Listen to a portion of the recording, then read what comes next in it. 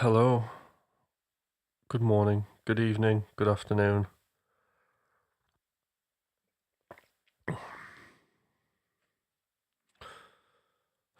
Coffee time.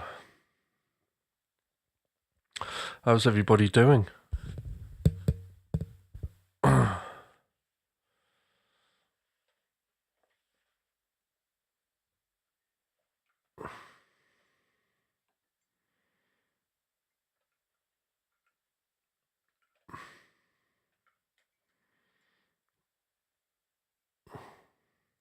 Hi, Sean.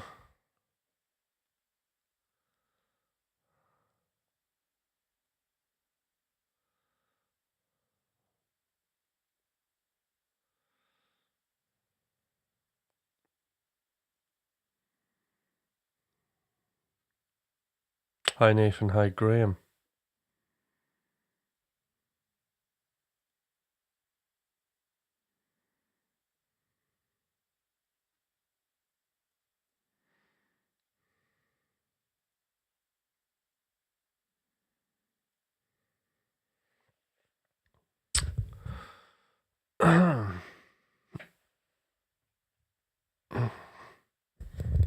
Just make a few adjustments. Right.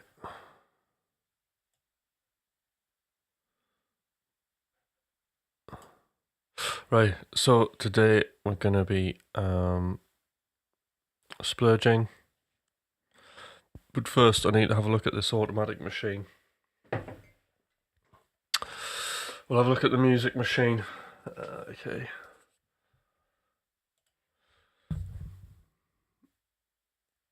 Right, let's have a look what the schedule is.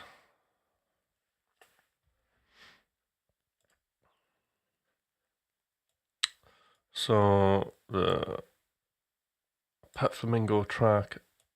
Right, let's boom. Alright, there we go. Right. Oh god, I got quite a bit in Splurge. Oh, Discovery. Oh my god, look what I've got here. 1, 2, 3, 6. Right, that's gonna have to come down immediately. 3, I've been cycling those. 2, 3, 4, 5, you know. Right, I think we'll do you know 1. I'll try and get a few of these moved on.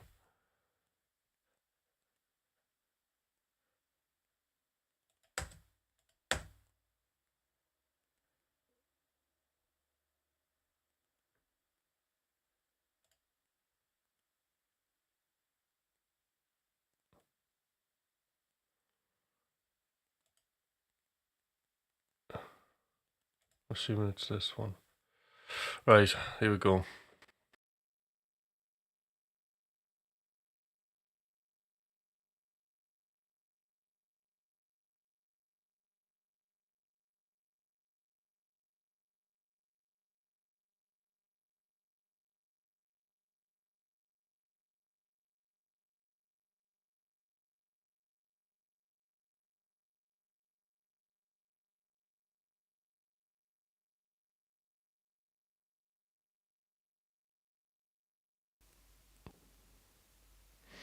Okay, so look what this is.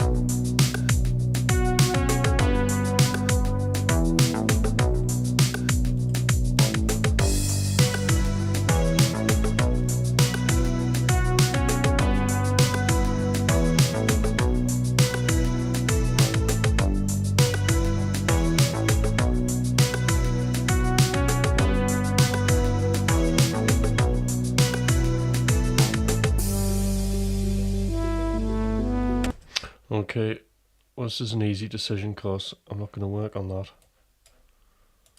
So that will go straight into there.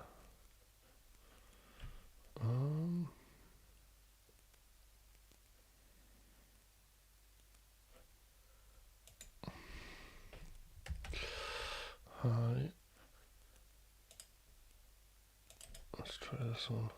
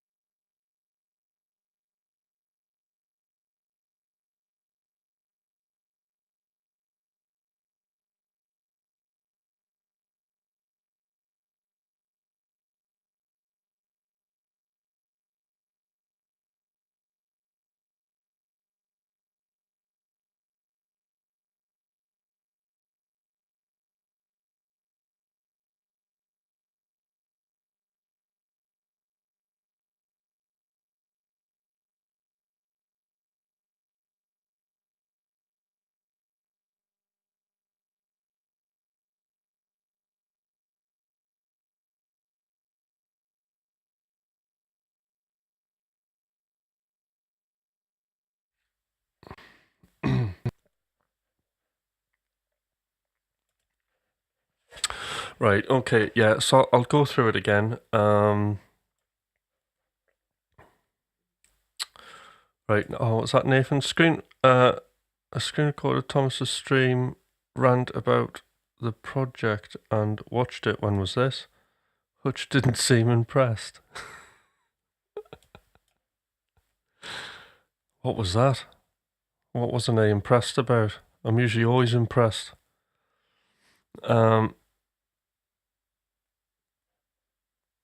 Right, okay. Hi, Scott. Hi, Daz, Nathan, Graham, Sean. Right, okay. So the way it works is we've got these columns. So we've got the ideas column, which I don't normally do my ideas here. It's normally in a journal. So sketchbook is all the ideas that I'm not going to be working on for the foreseeable future. However, it's not a bin. It's somewhere where I can go to and just pull stuff out and work on it. All the sketchbook is saying is when a track goes into there, it's just I'm not working on this at this moment. It doesn't mean if it's a good idea or a bad idea. It's just in the sketchbook for later purposes. So splurging is where we do the so the whole idea of the machine here on is the next pretty much we're in process for the next 4 columns after splurge, right? So and the way it is if you think about it, it's just the creative process modularized, okay? which just, it's an absolutely brilliant thing. So we've got Splurge, which is a splurge. It's just vomiting an idea up, all right? It's making music unedited. So we're not thinking about whether what we're doing at the time's a good idea or a bad idea. We're completely indifferent. It's a bit like free writing. We're just getting stuff down there, making music to have an opinion on later. So that's all that is. And that's very, very important because, often in the past, years ago when I found it difficult to process, hard to write. I mean, I managed to get through it and I still made tracks, but it was quite painful, to be fair. And it was because I didn't have any process dialed in practice like I have now. And this, by modularizing creativity, it's just really kind of massively helped my practice. And the machine, what it does is kind of takes all of the thinking, the hard thinking, the unpleasant thinking out of making music. So we've got the splurge and we're just kind of going in there and just making an idea unedited to have an opinion on later. And as you can see, I've got all of these ideas here, which I can listen through, pick, and then move forward. Okay. What I often find, though, is the cool thing about splurging is I like to do a lot of it in one go if I can. And it's a bit like turning a tap on. If there's like dirty water coming out, the cleaner water comes out after that. So usually kind of the really good stuff sort of comes out later. So that's what splurging is. Discovery is, so you've got these splurges, and a lot of the times with a splurge, because it is possible to just splurge out the full idea, but at times what you'll have is when you're doing a splurge, you make something and you're not quite sure about it, but you like the vibe, but you can't quite get how maybe it's going to be a full track, and you don't necessarily know how you're going to move it forward, but there is something there.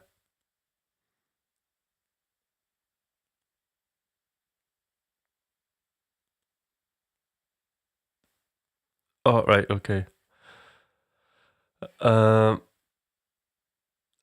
Surreal.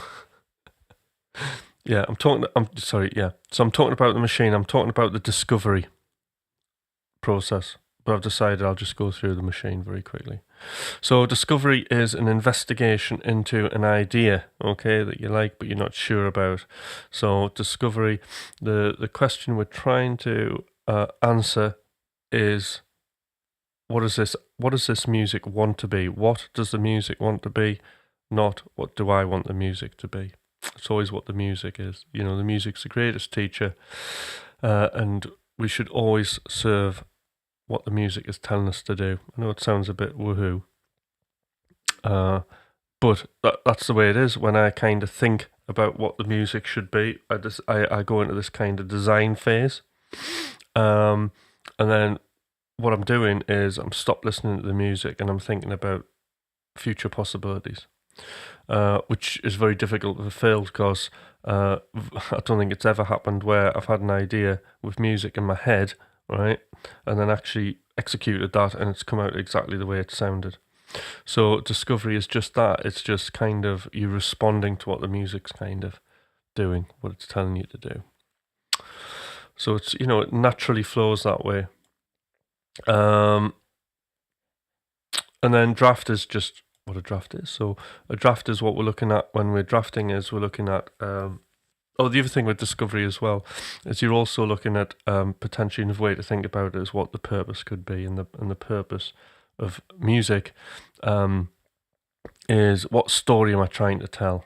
Okay, what could this music be telling me to do, and what could the possible sections be?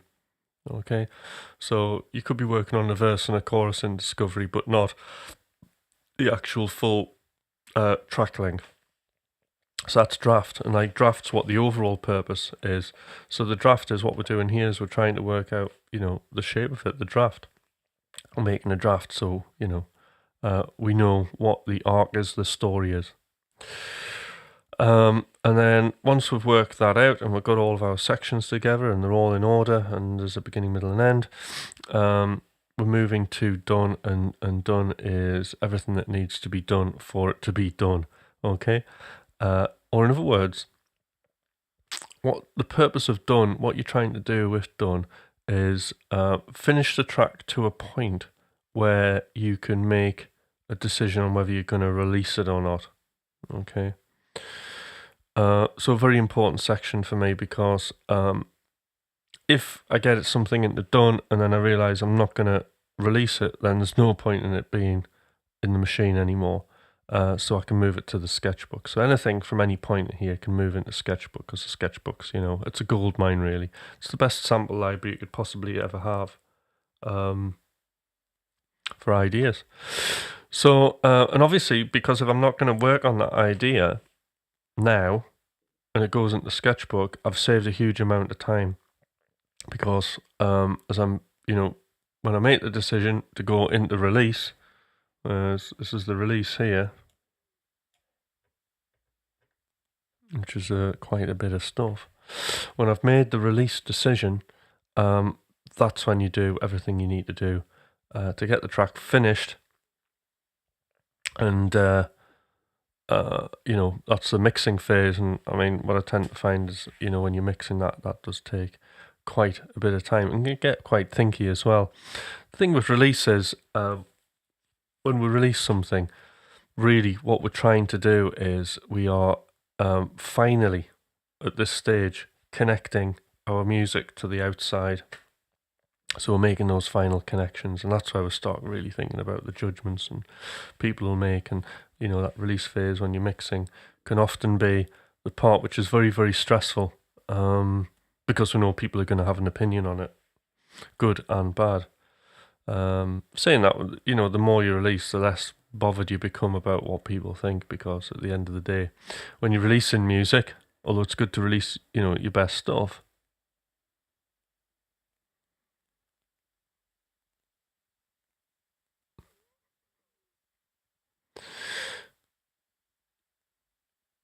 yeah, actually, I'll come to that, Nathan, because that's very, very interesting.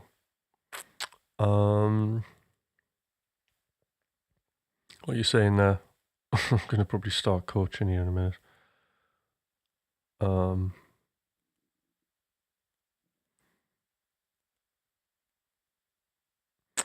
So yeah, so then yes, the release. So you make the release decision, and then you fulfill the criteria. So doing the mix, and then it's ready, and then you can release it, and that is the machine there. So Nathan, I've stopped making synthwave for now to focus on guitar, but I suppose you can use this system for guitar too. I should record more riffs and extra and use the system like you have in place. Yeah, I mean, okay, so this is why I keep saying is, like I have the coaching group, and this is the foundation of what we do.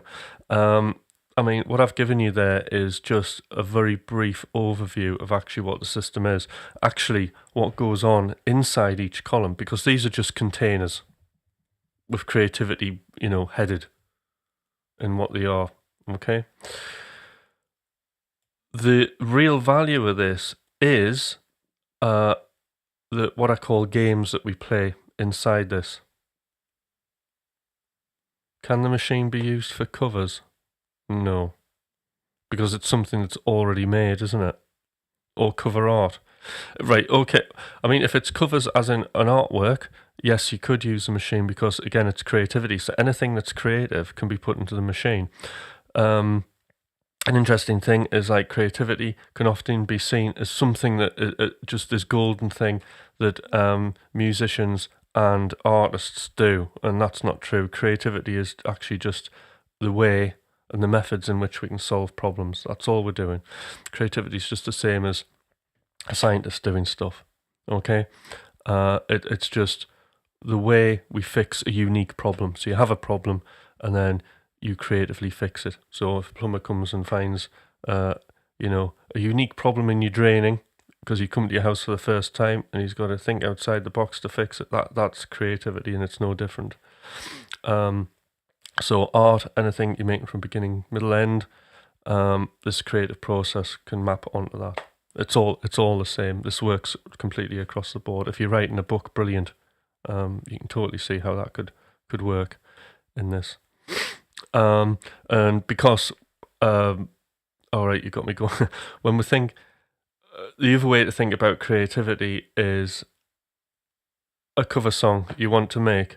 Well, you could do that, but it's not. That's design. So do you need this? Because you already know. This is a good question, Zay. So you already know what the song sounds like, and you've already made the release decision. So there's nothing really creative there, is there? You're just making something that's already designed to technically go to done or release. It is possible, right, that you could go to draft, right, and think, and move something in there, and then if you know exactly what the structure is, you can move into done. That's very interesting. A Russian folk song, cool. So, what was I going to say? So yes, when we're thinking about creativity, right, there are two things. We're thinking about divergent thinking, okay, and this is where we're thinking about everything is possible, okay, and we're pulling all this information together and we're making all these ideas. So splurge, discovery, draft are pretty much additive. And so I wouldn't say, yeah, draft as well, are pretty much in a big way additive processes. And then when we get into convergent thinking, that's more where things become much more yes/no answers, concrete binary actions, as I would call them.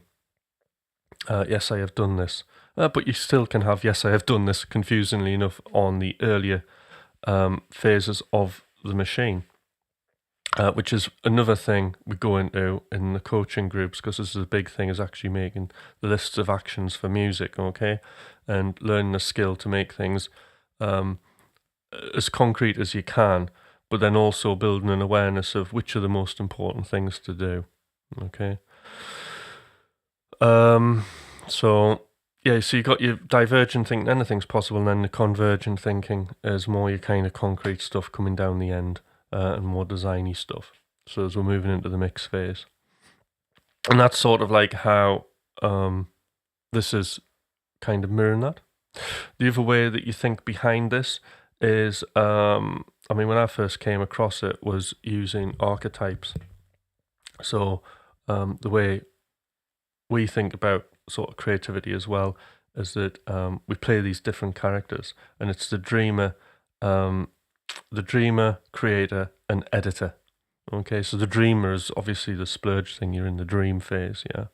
And then what actually happens is later on the machine, we have the creator coming in, putting this thing together, and then you have the editor who will critique this. And the editor's like an interesting part of all this, because the editor is what I refer to as self one. Okay. And self one is the critical self. And self one is good, but only in the right place.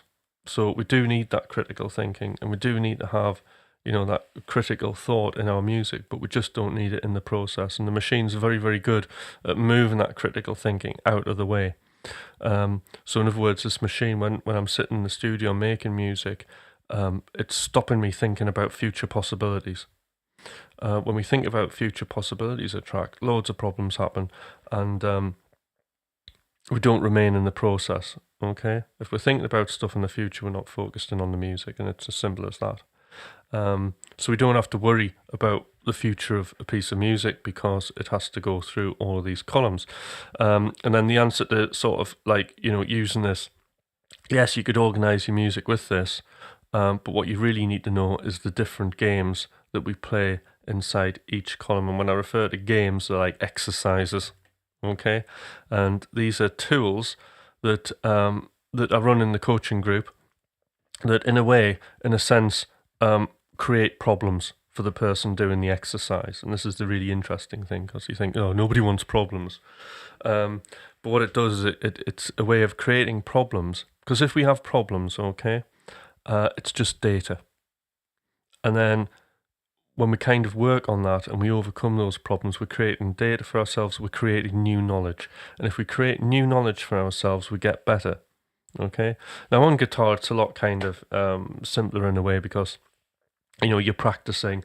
Your goals are probably more clearer on a lot of things, and you're mechanically sort of fixing things. So yes, it is problems, but the view is, how do you practice music making? How do you practice studio production like you're practicing a guitar? And the way to do that is, you've got to review your process and you've got to have systems in place to be able to overcome those problems. So we'll do an exercise. There'll be different exercises. There'll be a splurge exercise because well, there's a few of them, because like the problem is when people first come to splurge, they're very tight, they're very critical thinking about what they're doing, and that can take some time to loosen off. So we do these games, it creates problems for them, they can review those problems, then I do a coaching and say, well, what could you do? Okay, what could you try this week to overcome that?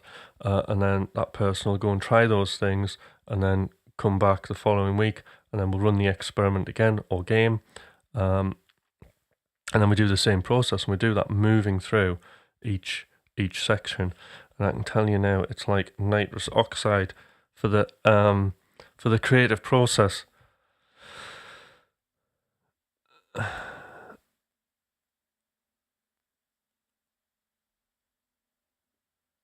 So yeah, stop making. Well, I mean, you don't. We can kind of make any genre. So stop making I don't think you ever have to stop making music to do one thing or the other thing, because everything should be serving the one purpose. So I've brought up before. What is it?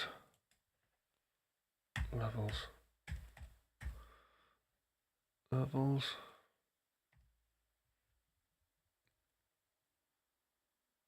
Or zones of experience, isn't it?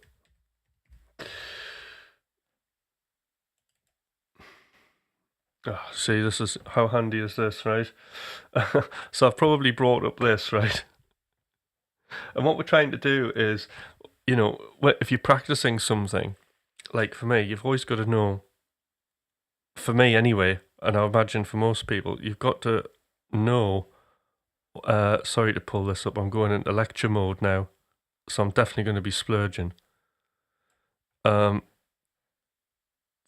So what we want to be doing, right, is we need to be focused on the top of this diagram, which is the connection, okay? So the meaning, what am I doing this for, and the purpose. So that's, that's our connection with the outside world. What do we want our music to do? We want it to feed our families, don't we? We want to put a message out in the world. We want to be doing music because, it's the spiritual side of that feeling of making music and making the world a better place. So that's kind of what the connection is, connecting you with the outside world. But then inevitably what happens is people can come down here, right? And then they fall down to the bottom of the thing, and this is the typical one, capabilities. So people get, because I've been here, right? Okay, so down here we have, how do I do this, right? This is YouTube, isn't it? Going on YouTube, endlessly searching for stuff, right? And inevitably what happens when you're on YouTube, unless you've got a clear idea of what your connection is, and then there's a skill deficit, then you kind of know what you're looking for and you can research that, yeah? Because there's an actual finite purpose of why you're doing it, and it's going to add to your unique music because you're going to develop a skill. So that's okay, but usually this isn't the case. People just aimlessly watch YouTube videos, and effectively what you're doing is you are watching people fix problems, right? And come up with solutions for problems that you haven't had yet. So why do you want to look, template build? And I say this all the time, people building massive templates in studio for like in the, in the doors. And what they're essentially doing is they're kind of preparing for all these eventual problems that they haven't had, Whereas what you want to be doing is reviewing your process as often as possible, collecting that data, and then amending your template or amending your guitar playing and stuff like that. So we often get tied up with the how to do this and skills, okay? So the skills are, right, okay, I want to just learn how to economy pick, right? So this is like the latest thing with me. Now, in the past, what I would end up doing is not really making any music and just learning to economy pick, right? And then struggle to then put it into my music, okay? Or the hybrid picking thing, you know? And the reason I learned to do both of those things is because there was something missing in my playing when I reviewed it, and something that I had to do, but I didn't know what it was. So, but through making music, it became very, very clear why I needed to know these techniques. So I worked on these techniques in a way that I could use in the connection. So I knew exactly what I had to practice. It wasn't like a scattergun, practicing everything to do with, economy picking, hybrid picking. I had very, very specific things and why I wanted to do these things. And obviously we can all end up knowledge junkies, and we can all end up like ability junkies. So you want to do every technique, but you're not making any music. But it's a massive time sponge. But what I would argue though is there's no reason to actually stop making music. I mean, at very least, making a beat is the best metronome you could possibly ever have to practice over. It's a real live firing exercise, isn't it? And like often, I'll sit there with my music and I'll play over the top of it, and that's what I'll do, and I'll practice to it. So this is where we get stuck. And then, when you're coaching somebody and with the exercises that are designed in the machine, what we're trying to do is bump people up this and keep them up at the top. Yeah. It's like other ones that you'll hear. So behavior, habits, not having a regular music practice happens all the time.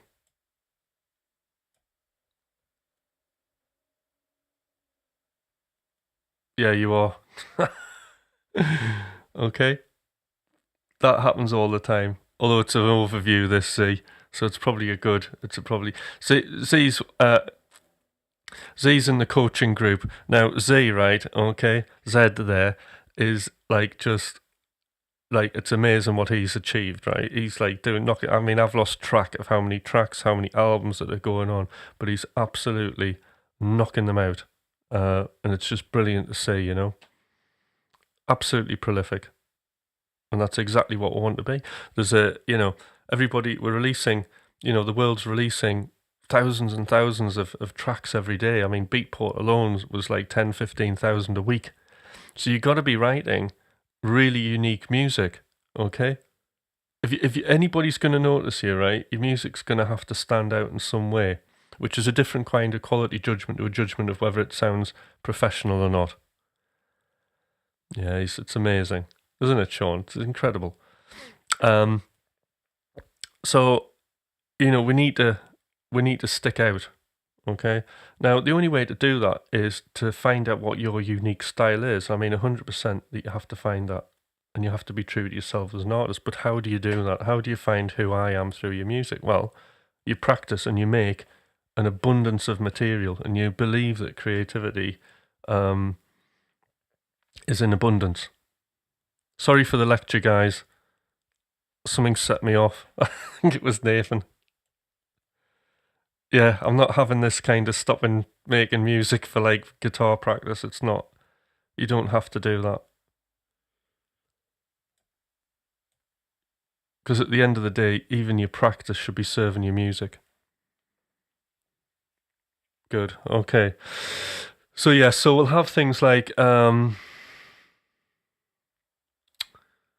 life situations. Okay. So we'll have some core beliefs. Oh, cool, Nathan, right. So there are some core beliefs that we have, and especially, and I'm pretty hardcore on these, okay? And one of them is that we can make music under any circumstances, okay? And one thing I tell people is to make a minimum viable commitment. And I'll say, well, how long can you spend a day doing music, right? If your life depended on it, if it was some kind of medication, if you stop taking it, you'd die, right? So when I did this, when I was asked this, I went, I can do 2 hours a day. Really? Till the day you die, no matter what happens in your life? I was like, I can do an hour. And then, all right, off I go. Did an hour, failed. Right? Missed an hour. Okay. And the interesting thing with that is if I didn't have an hour psychologically, then I thought, well, there's no point in even starting. Okay, so then I went down to half an hour. That was a bit better, and then I missed even that. And actually, my minimum viable studio commitment ended up as 5 minutes. I'm back to 15 minutes now, and it stayed there for ages. So 15 minutes, but that was amazingly empowering because, I mean, at the time I wasn't doing as much recording of guitar. I was carrying the laptop about. There was always a point in opening the laptop and doing something on my music. And because I had the machine, I go, right, I've got 5 minutes. I need to repair this thing on like a release track, which would only be like a 5 minute, 10-minute thing. And then I'd pop the laptop up, and then sure enough, I would start. And sometimes, I'd go into a session going, oh, I'm going to do 5 or 10 minutes, right? And then start something, and then I'd be there an hour. I'd be completely in flow. So this is the psychological thing about having like a low bar that's achievable, gets you engaged. And that's really, really one thing. So, giving yourself a chance massively helps. Obviously, studio and equipment, well, people think I haven't got the right gear, right? Well, if you've just got a DAW, right, and nothing else, right, Ableton Live, you've got more than, you could possibly ever have or need, really. You just got to start thinking outside the box. Maybe for us guitarists, okay, I'll be a little bit fair. Maybe some neural DSP plugins. Maybe a few amps, okay, or just one, okay, and that's it, and that's really all you need. Everything else can be stock. I know, like, me and Thomas have, like, everything, but that's, because we're gear nuts. However, there's only if you watch me, there's only certain select things that I ever use, right? It's very hard for me to bring new things in and use them all the time. They really, really have to have a purpose. I'm using OX, and the reason for this is because I'm wanting to diversify on my drum sounds, and using OX is a great tool because I can see the entire library on one page. So it's like a workflow thing, although I don't like the term workflow because it sounds like work. But it's a good way to kind of move things along. So equipment, we're not bothered about equipment, studio, whatever, life situations. So we've just got to drop low. Now, the other thing is you can make music on your phone. I have a great app called Oxy, and I'll make little arpeggio sequences and things like that.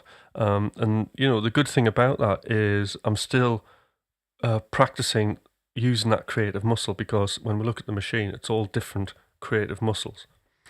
And what we can do is, with the machine, is you can be doing something, you can be mixing, but then you can also be splurging. And that really helps. It's like going to the gym, practicing different muscles, okay? Because the muscles that you're using at the front end of creativity are different to the ones at the end. So we can jump about the machine as well, and because everything's catalogued there in a really logical way, it's dead easy.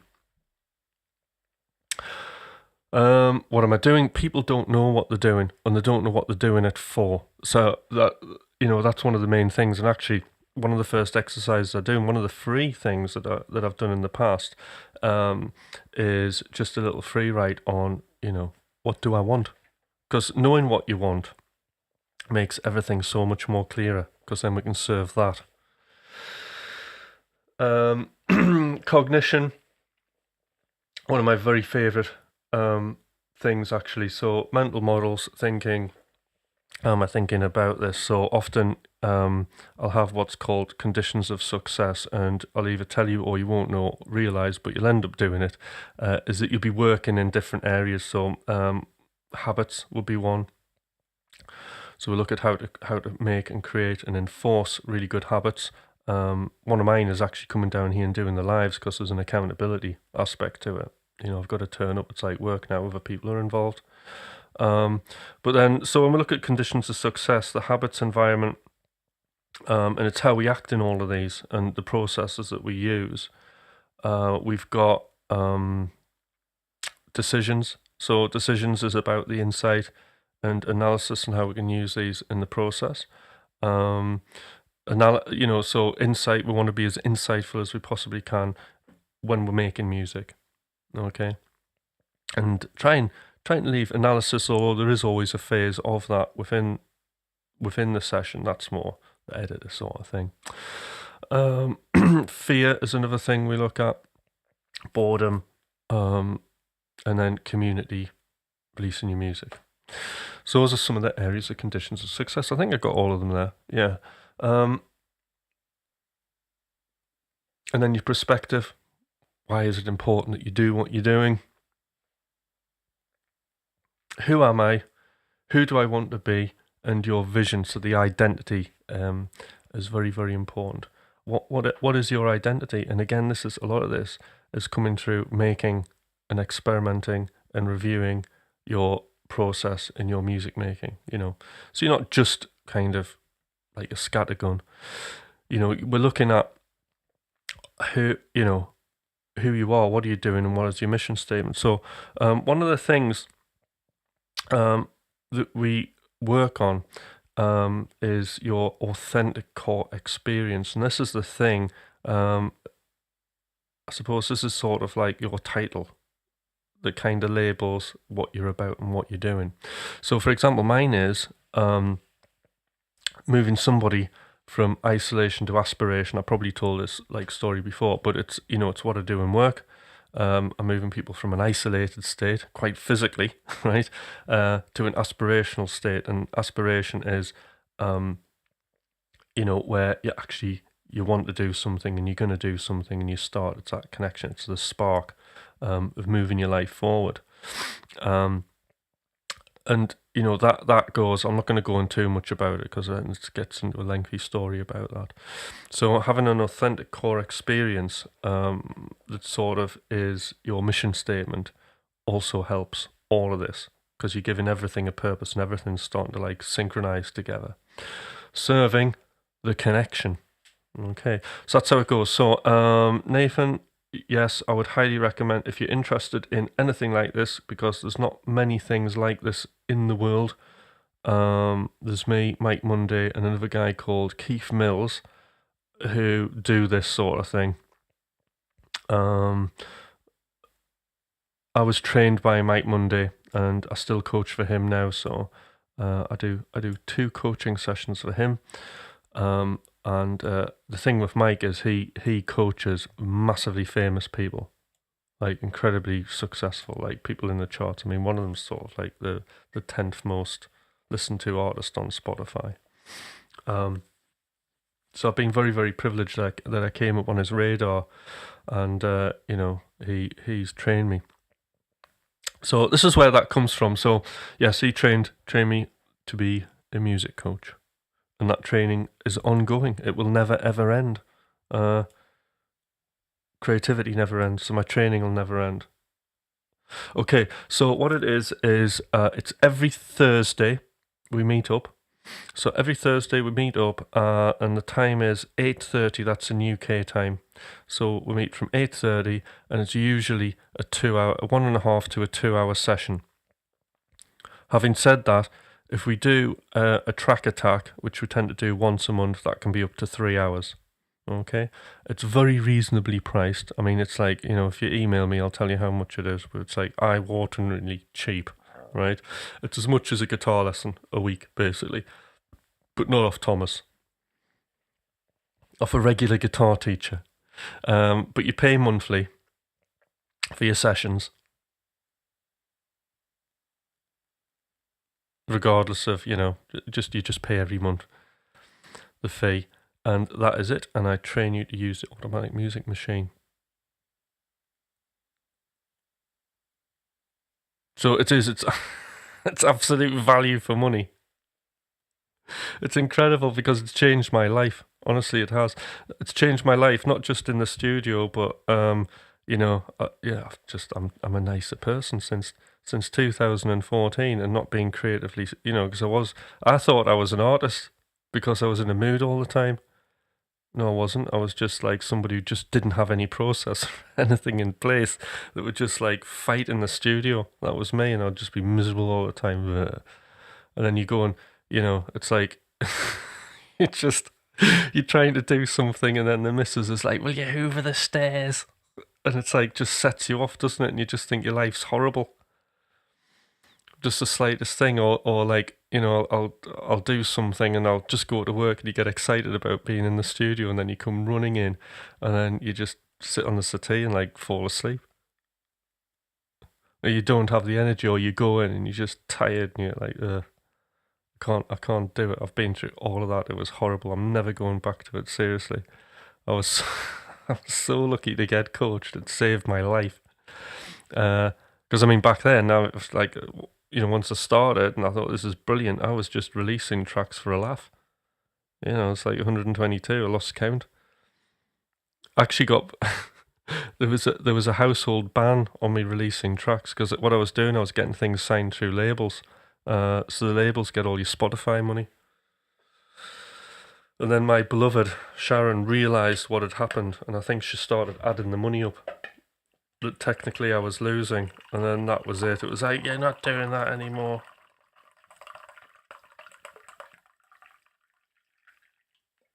So hence McRocklin Hutch. I'm allowed to do that. But but the funny thing was, right, is like I wasn't allowed to release music, but I was doing it like in secret.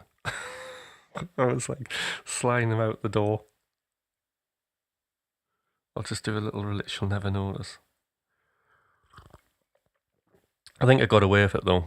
I don't think she was writing any dates down of when the band came in. But yeah, so there's a funny story about it. Well, this is fun, just chatting today, isn't it? It's not often that I do this. So I hope that. So yes, we're meeting up at 8:30 every Thursday. Emails in the description, Nathan. Definitely email me, and I'll tell you how much.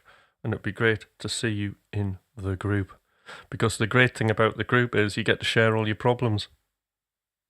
And the more problems we have, and the more problems we fix, the more knowledge you get. And the more knowledge you get, the better you get. And if you think about it, right, we're exchanging crap problems, so, for the really good problems. And as we move up those zones of experience and we get to the really, really good problems, and you're making new knowledge for yourself, it's endless.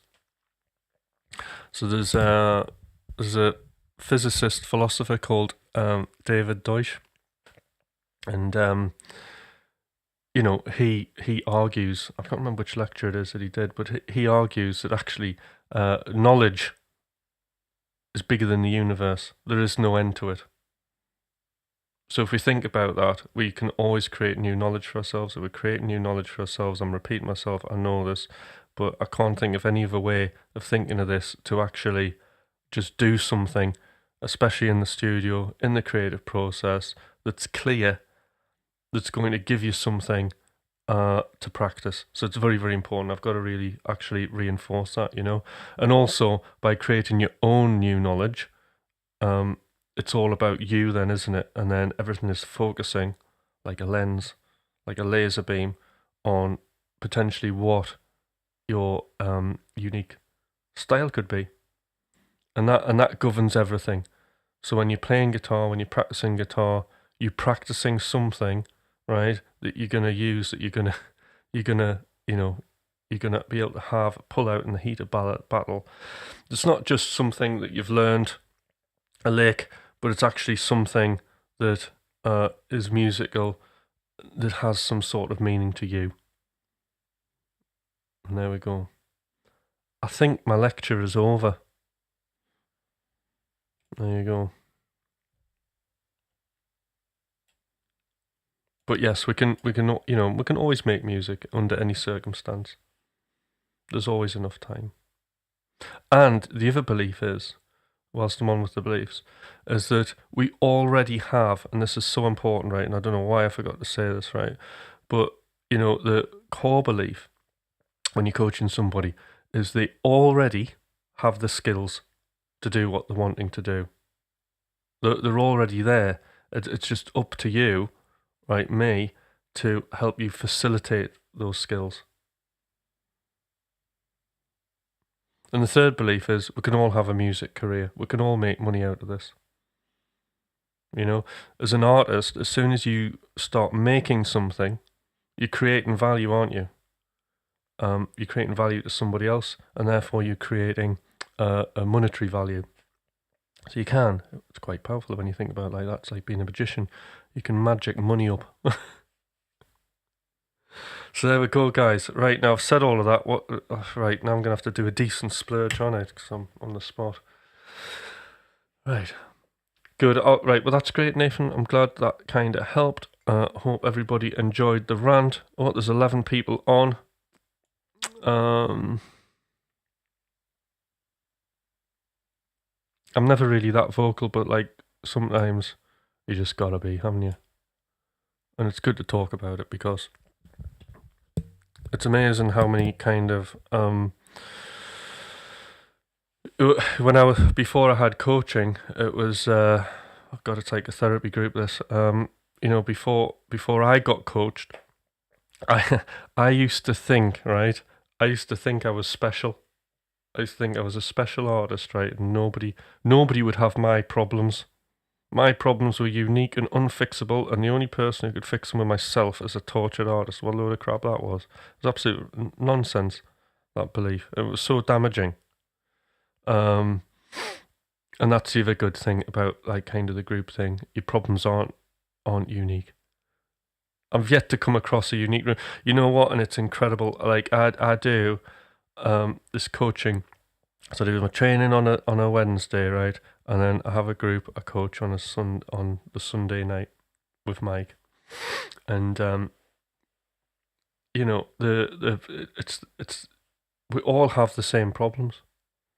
Sometimes the music's different a lot of the times, but the problems are the same. So it's fascinating. And something like the machine just really fixes pretty much all of it, I would say.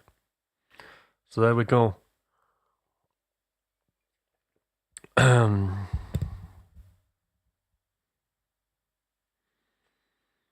Oh God, yes. I mean, it's incredible. It's not like it's it has to be said. This is the whole part of it, because when you think about when I'm talking about my authentic core experience, I was in isolation, and this is all aspiration that you're saying. But I'm also helping other people go from their creative isolation or physical isolation, if it's like the hospital work I do, and aspiring to do something. We're all inspiring. My aspiration will never end. It's like me, what I want to do. It's ever changing. It's like the horizon. I'll never ever get to it, which is absolutely brilliant, and it keeps me engaged. And I aspire to, and the aspiration's all about mastery, isn't it? It's not one of design. It's mastery that I'm trying to do. What I do, what I make, what I release. It's never ever perfection. There's never a perfection mindset in it.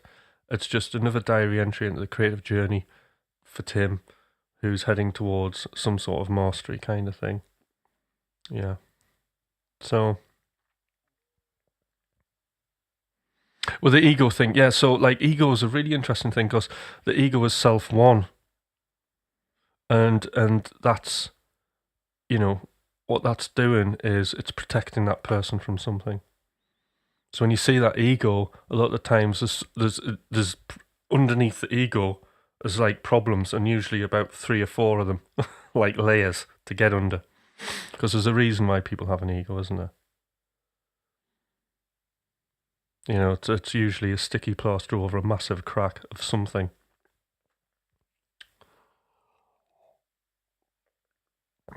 Right, Scott, do you want to come coaching as well? Come on, I'll recruit everybody.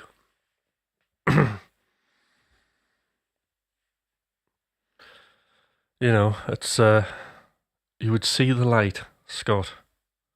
All of your guitar practice, your music making would be so much more focused into who Scott wants to be in his musical world dream.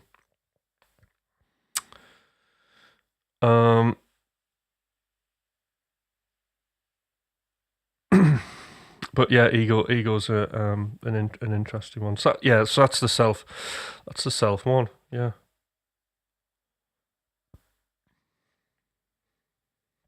And ego is a thing because it can creep in as well, and like other forms. And one of them, which is interesting, is like sometimes because like time's limited and like I'm practicing, I'll do this thing where I'll almost start self-harm with my practice. I'll like play and play and play and play and play and play. My hands start hurting and getting painful, especially with legato, and I'll start like focusing on that pain and I'll keep going, and that's like the ego side driving and pushing. And that's interesting because I listened to a book. There's the Inner Game of Fingerstyle Guitar, which it's okay, but there was a couple of things that I got identification with which were helpful, but it was nowhere near the Inner Game of music by any shot of how helpful that is. But that was something that was like the last sort of like big sort of ego thing. But yes, Scott. So that would be good. Have a think about coaching at some point. Send me an email. I'll tell you what the prices are. It's only one price anyway. And then you can come on the group. That'd be brilliant. We can share all of our problems. Because I'm definitely not perfect. As I say, it's it's a mission. It's a trying to head towards mastery, aren't I? It's my journey. Right. But yeah, I mean, regarding problems, ego, I've had it all. I've done it all. God, sometimes a random thing will pop into my head of what I was doing or acting like, 20 years ago. I think, oh my God, it's like watching some crazy madman run about. And I used to think that was perfectly normal. I'll not go into it though.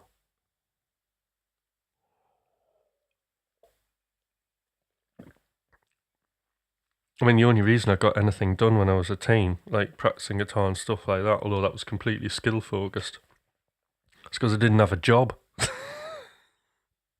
Because I thought I was being a musician. But I was, which I was. But yeah. That's the reason I had massive of time. Then you think that's ability, isn't it? I need X amount of time to do anything, which is rubbish. You need 5 minutes. I've sat here and like for the last year and I've, banged out all of those tunes in the machine, which, a lot of them I'm going to have to mix. But, it's not quite been a year yet and I started a new machine. When did I start the new machine? I think it was January. Because I started doing the early streams where I'd have to check back, where I just had the crappy camera above the computer and it was me in pyjamas with crap lighting. And then when I got COVID, I started, I built all of this, didn't I?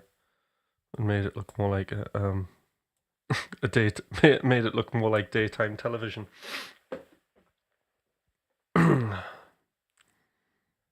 Which I suppose it does with a brick wall. I could be talking about anything. I could be talking about, world issues, household problems. All right. Jesus, look at the time. I think we're going to make some music. Let's do it.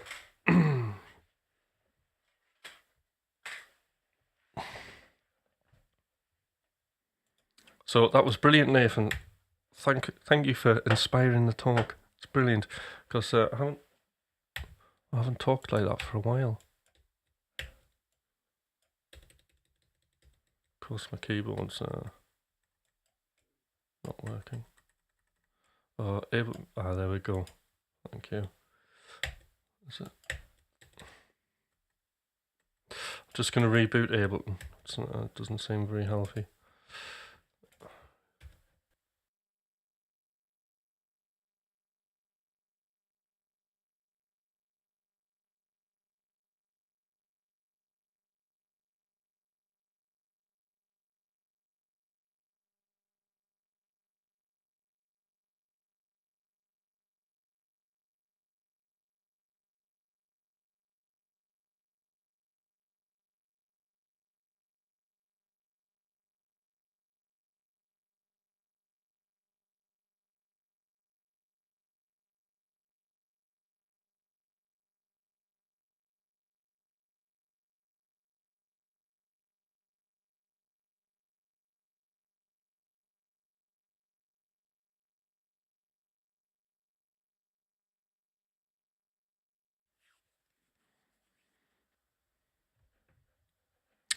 Right, I'm back. And everything works. Right, okay, so I mean the good thing about this, right, is because of Splurging, is I've got loads of different patches in here that I've made, so for the drums. So we can just get something up and have a listen.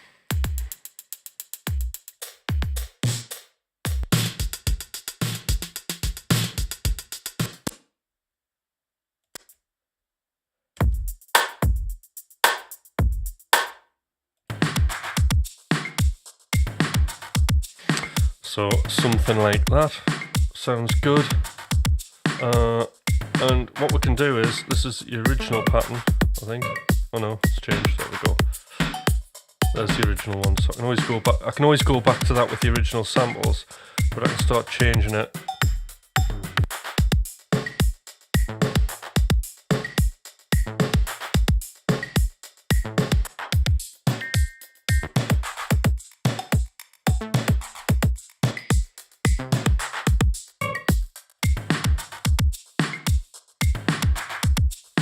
I think we'll go for that.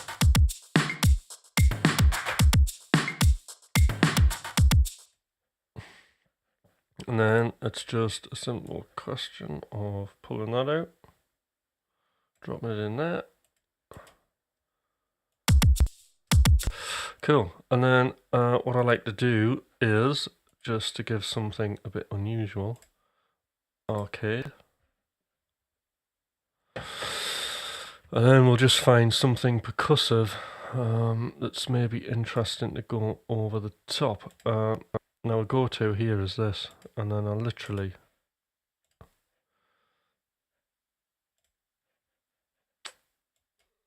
hold on. Where is it?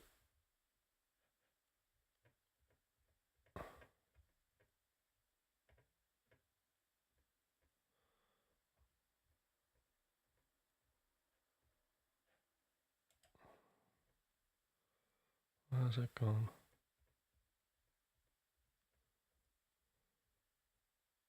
Oh, there. Right, and then we'll just, whatever, screwy grooves, bang something in, hope for the best. Bit of a preset splurge.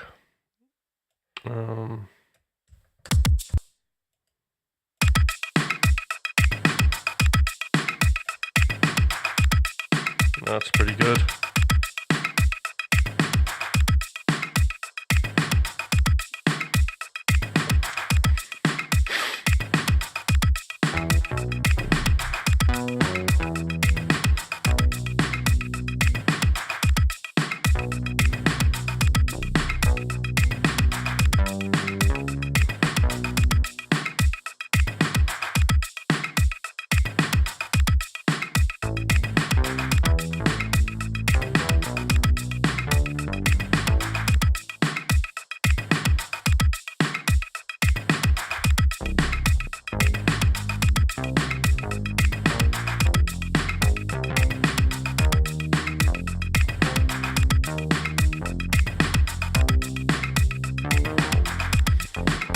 Right, C minor seems to be the key today.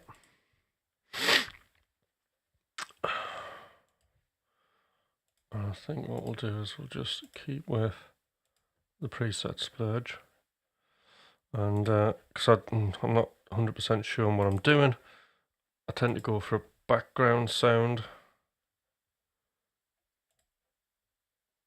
Atmosphere, just this will do.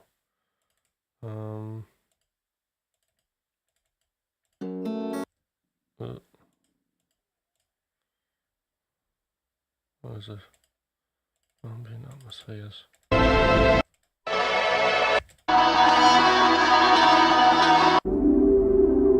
Well, that sounds great. We'll have that in. It's in C as well.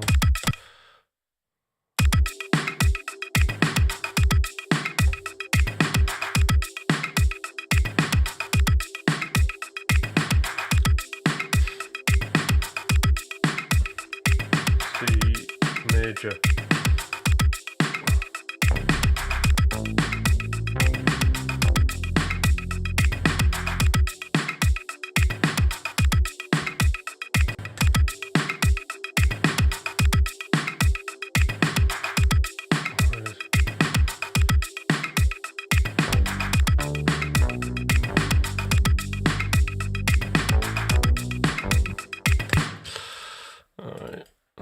Diva out.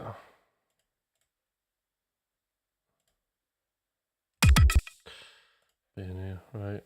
Diva in. Paste that. Let's go for third party.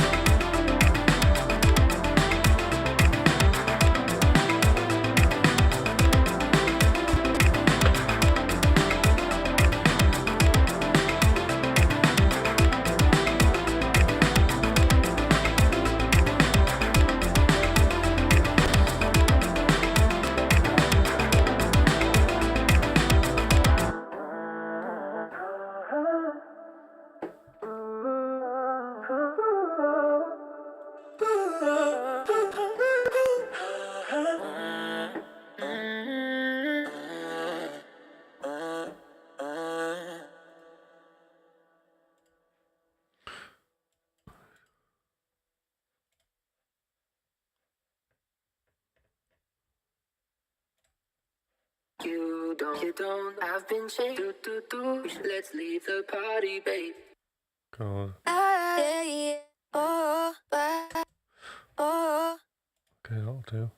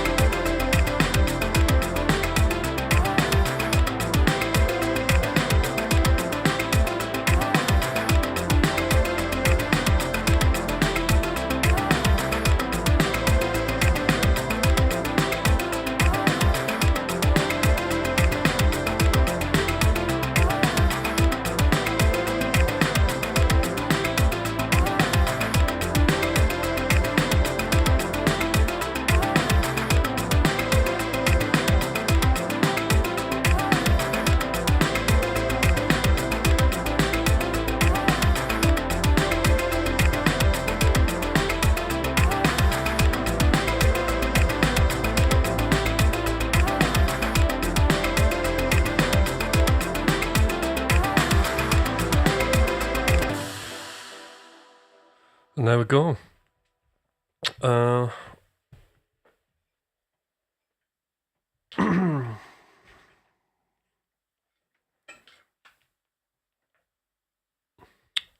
A quick splurge.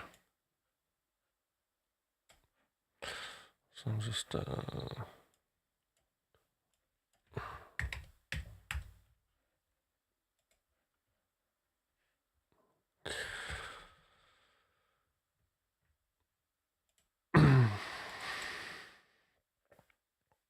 so one good thing to do, just quickly, is we'll just record it in. Just have enough time.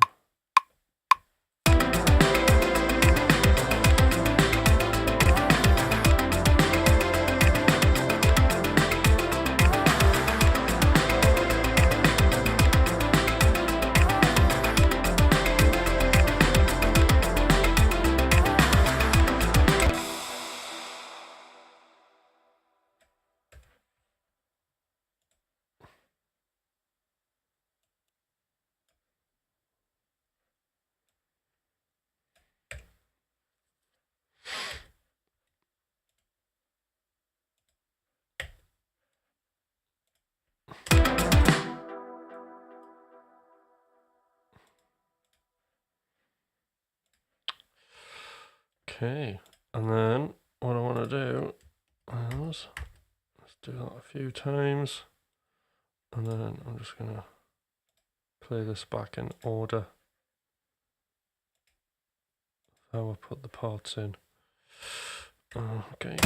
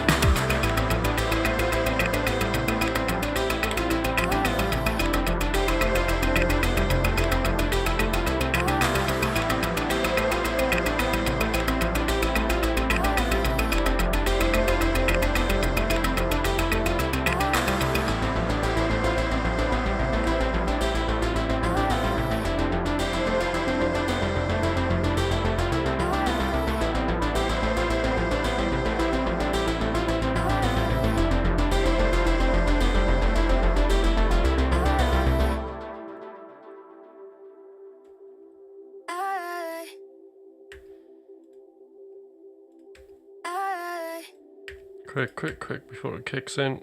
Oh shit, I need that bit.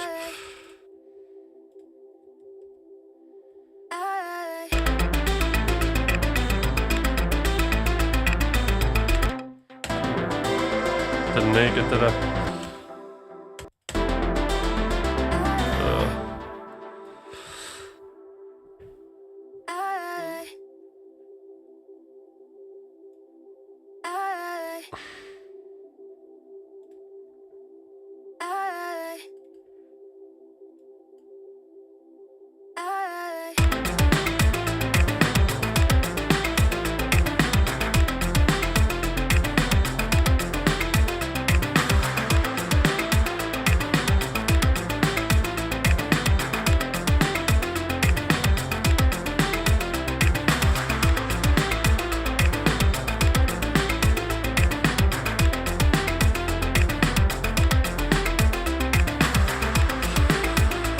And there we go.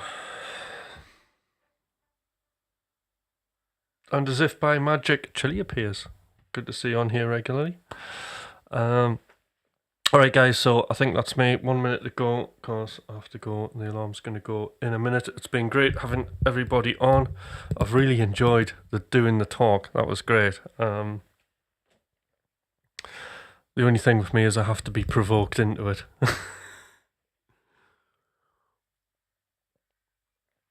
And after saying all of that, wouldn't it be awful if I just then kind of just lost the plot and couldn't write any music? Under pressure. But I think this is part of it. It's you know, I've got to hold myself accountable, and because you know there are consequences if I fail, it gets you into flow more.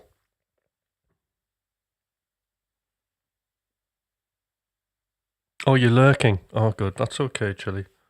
See, oh, you're right. So you heard me before. That's good. All right, excellent. So great, guys.